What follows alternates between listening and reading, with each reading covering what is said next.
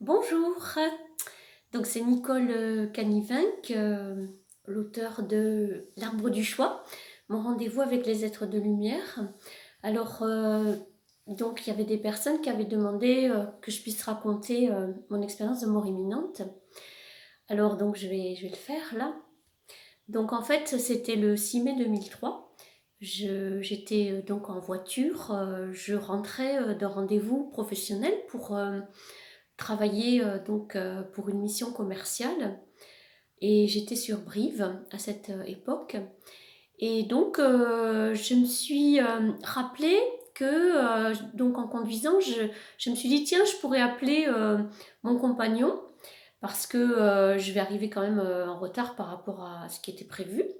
Puis après, je me suis dit bah non, parce que mon téléphone portable il est dans mon sac à main et mon sac à main il était par terre en fait à côté passager dans la voiture. Donc je me suis dit non, c'est trop dangereux, donc je n'appelle pas. Et c'est mon dernier souvenir de la conscience, on va dire ordinaire, parce qu'après ça donc je me suis retrouvée dans un autre espace. Alors en fait les choses étaient à l'envers, c'est-à-dire que le ciel était en bas et l'herbe était en haut. Donc je me suis dit, je vais faire une roulade pour bien voir en fait dans le bon sens, comme sur Terre on pourrait dire. Et donc c'est ce que j'ai fait.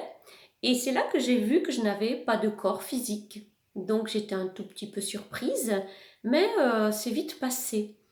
Donc là après j'étais dans le bon sens, donc l'herbe était bien en bas, le ciel était bien en haut. Et ce qui m'a touchée, c'est que l'herbe était vraiment d'un vert très intense. Et pour moi, l'herbe était animée d'une conscience. Donc ça, c'était vraiment quelque chose qui m'a marqué.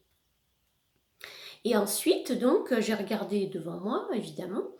Et puis là, j'ai vu arriver donc des êtres blancs, lumineux. Donc je les ai appelés les êtres de lumière parce que bon, ben, faut bien que je leur donne un nom pour me faire comprendre. Et donc ils avaient une forme lumineuse. Il y avait des petits devant, des grands derrière, en taille. Et puis ils glissaient vers moi. Et là, j'ai senti un amour hmm, qu'on ne peut pas vraiment expliquer avec les mots. Donc j'espère que vous sentirez la vibration de cet amour et la puissance de cet amour. Et puis une joie incroyable parce qu'ils riaient, c'était très très très joyeux.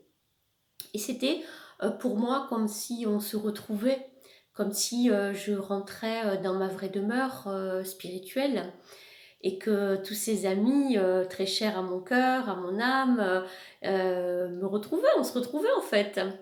Donc c'était merveilleux. Donc je ne peux pas décrire vraiment les sentiments, hormis peut-être dire la béatitude totale, l'amour XXXXL, voilà. Mais c'est pas un amour comme sur Terre, ça n'a rien à voir. C'est vraiment une fréquence. Voilà, donc voilà comment c'était ma NDE. Et donc après, il s'est trouvé que les pompiers étaient arrivés sur les lieux de l'accident. Et donc, moi, j'ai senti une main dans ma main. Et c'était le pompier qui était rentré dans la voiture. Donc, ils étaient en train de préparer la désincarcération. Donc, on était sous une couverture parce qu'il fallait casser le pare-brise et tout ça. Et bref, j'ai entendu sa voix qui m'a dit ouvrez les yeux, faut vraiment ouvrir les yeux maintenant et très stressée, bien sûr.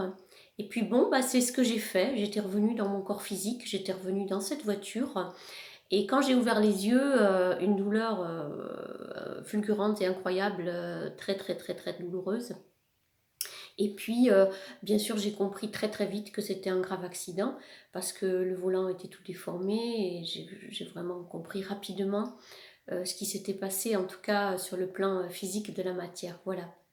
Voilà, donc j'espère que ça répond à l'interrogation de plusieurs qui m'avaient demandé de partager cette NDE. Ben voilà, je vous souhaite une belle journée. Au revoir.